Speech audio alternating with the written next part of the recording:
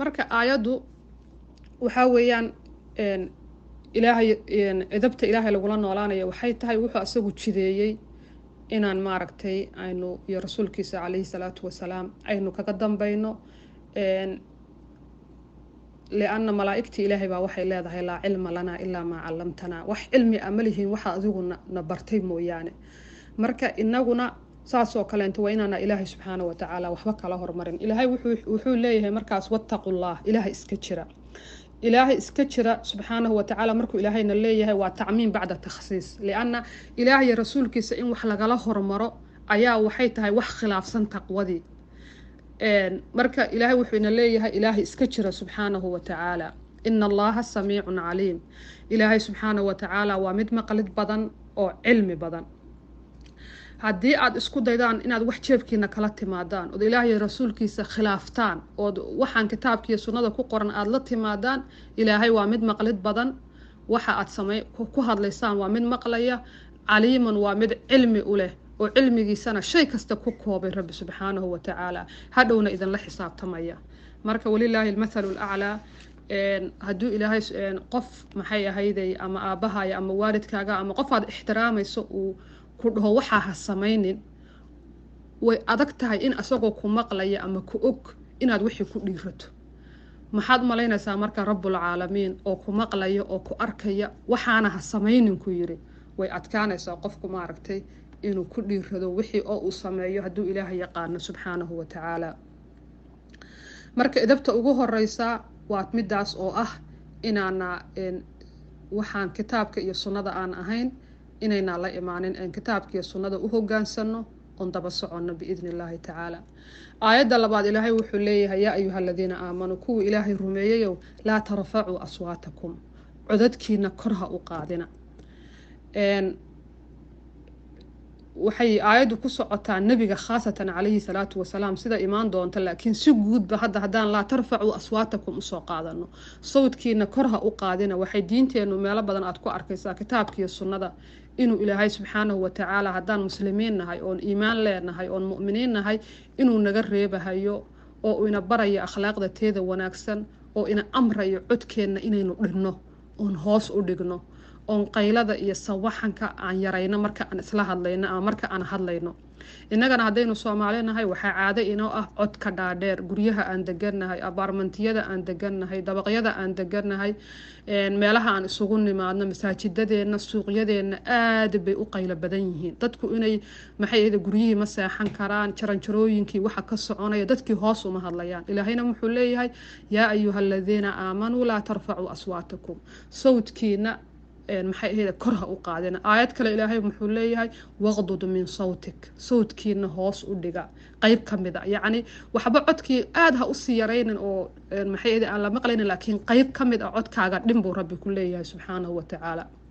marka codadkan dhaadheer iyo dhawaaqan dhaadheer iyo inaan bal qofku xitaa sidoo u yareyn lahaa inuu isbaro waa edab wanaagsan waa edabay diinteena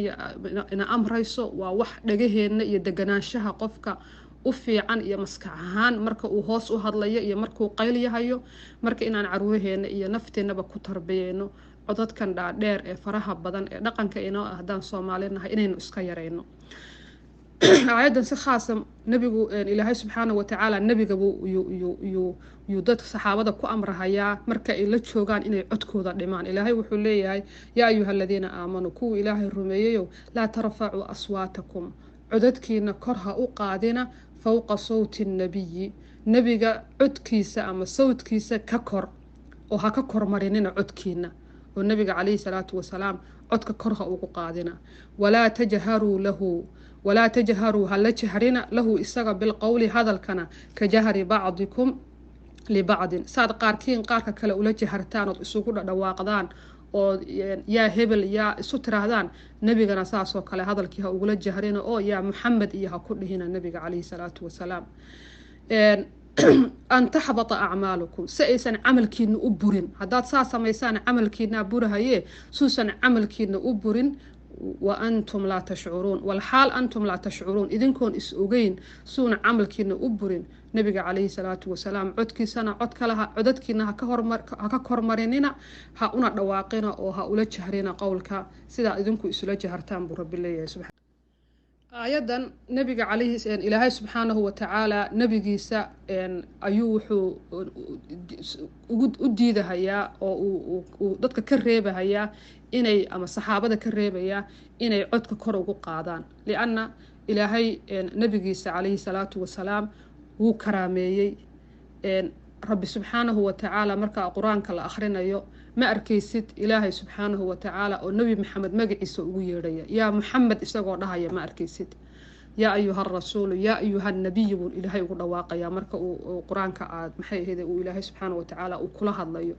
مركا إلهي سبحانه حتى النبي ذا كلام قعيد ويري لكن سر النبي محمد مو أصل ما جيسا ويري رب سبحانه وتعالى أدب كرامي وويني إلهي سبحانه وتعالى النبي جيسا وأماني وكسل لي ربي نبي محمد عليه الصلاة والسلام إن الله وملائكته يصلون على النبي إلهي ملائكتي أيا وحي كسل لنا يا النبي عليه الصلاة والسلام مركا إلهي سلق النبي محمد كسل لنا يا وأمان وأمانة هيو ملائكتنا والدعاء يدعين يا النبي عليه الصلاة والسلام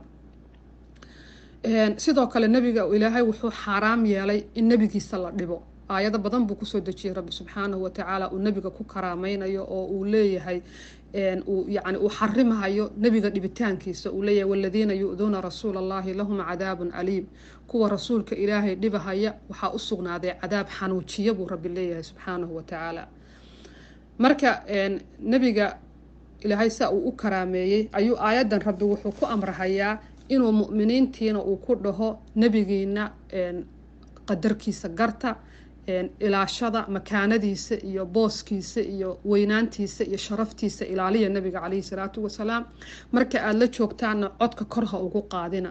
codka haddaad kor ugu qaadaana camalkiinni aad shaqaysanayseen baa burahaya codka aad kor ugu qaadaysaan dartii arrintaas iyada saxaabadii way dhibtay aad bay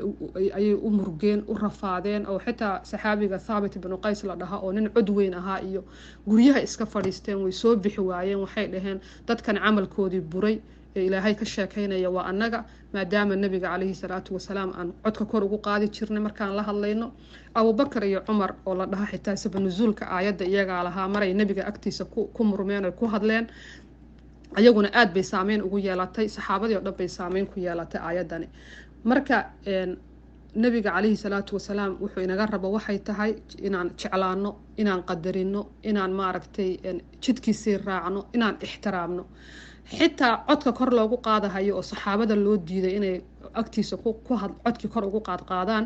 markuu dhinto xitaa way sii soconaysaa oo hadda qabrigiisa oo masjidkiisa ku yaala markaan la joogno dadku waxaa la rabaa inay hoos u hadlaan ما أها إني كور نبي عليه الصلاة والسلام ما دام ليري لا ترفعوا أصواتكم فوق صوت النبي أما النبي أكتي السبب ما رتها كوقا القليلين إلا يرى هذا إنا لقوا قيليا ما أهن وعمر بن الخطاب رضي الله تعالى عنه وقت جيسي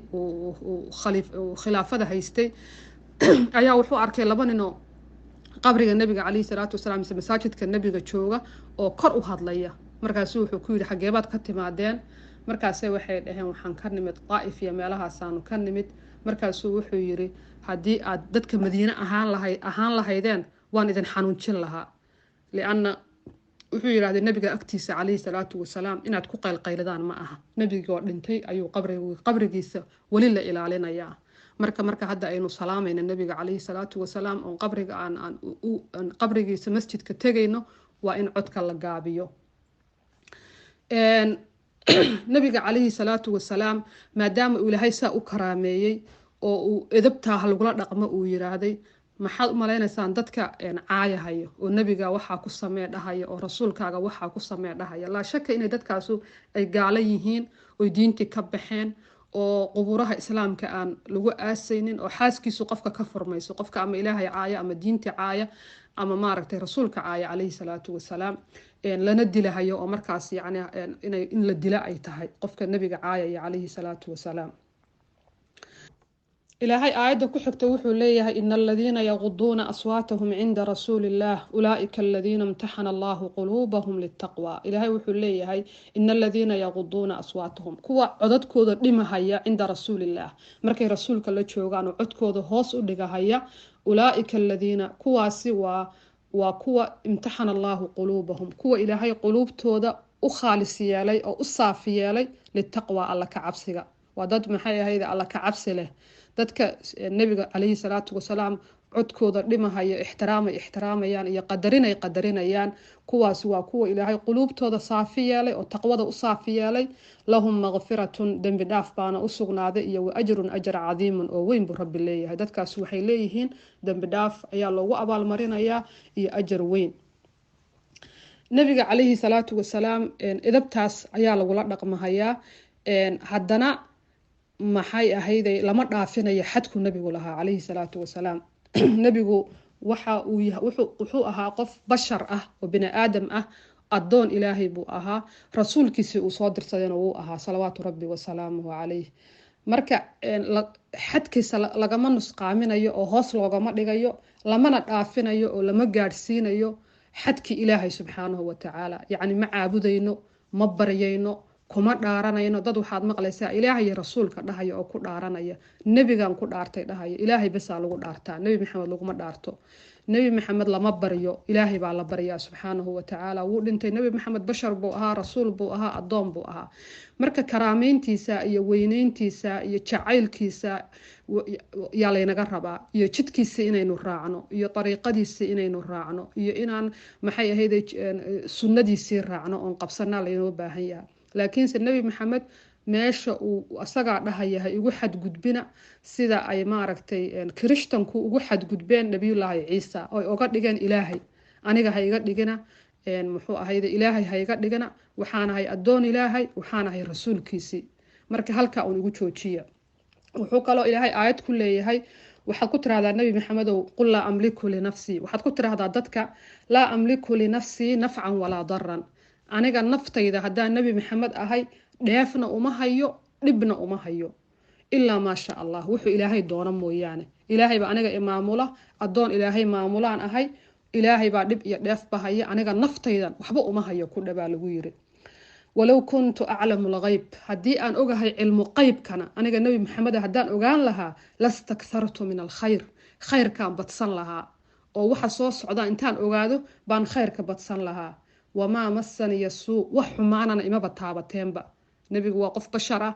waa qof maaragtay intaas oo dhibaato kala nooca ay ku dhici karto marka wuxuu yiri haddaan cilmu qaybka ogahay oo waxa soo socda aan ogahay wax dhibaato aba ima taabteen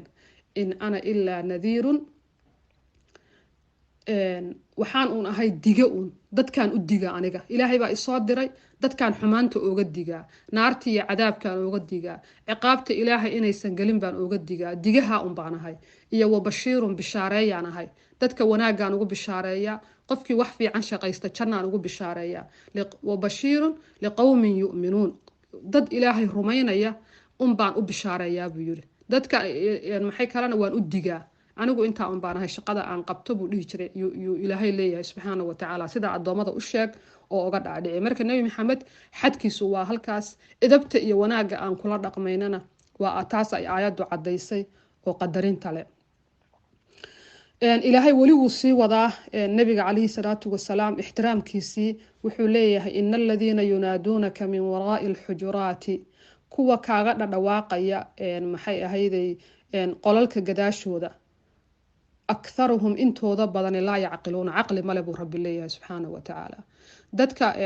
dad niman waxaa jiray miyiga iyo meelaha intay ka yimaadaan nabiga isagoo qolalkiisa ku jira ayay u dhawaaqi jireen oo dhihi jireen yaa maxamed noo soo bax marka ilaahay wuxuu leeyahay kuwa ku dhadhawaaqahaya hoos kuula hadlaynin ku ixtiraamaynin banaanka ka qaylqayliyahaya guryaha gadaashooda caqli male hadday caqli leeyihiin waxay garan lahaayeen nabiga qiimihiisa iyo nabiga qadarintiisa buu rabbi leeyahay subxaanahu watacaala walow annahum sabaruu haddii ay sabri lahaayeen oy ku sugi lahaayeen intay kuu dhadhawaaqayaan ee albaabada iyo guryaha kugu soo gadaashooda kaaga dhadhawaaqayaan xataa takhruja ilayhim ilaa aad oga soo baxdo haddii ay sabri lahaayeen lakaana sabirkaasu wuxuu ahaan lahaa khayran lahu mid iyaga u khayr badan laakiin samayna dhicinoo way ku dhawaaqeen oo waxay noqdeen yacni sabdad aan sabir lahayn oo waxba sugi karin bay noqdeen wallaahu allana ghafuurun waa mid dhaafid badan raxiiman oo naxariista marka aayad waxaan insha allahu tacaala kusoo gabagabayn doonaa dhowrkan aayadooda ugu horeeya oo ku saabsan inaan ilaahayna subxaanahu watacaala edab kula dhaqanno oon ilaahay axkaamtiisa daba soconno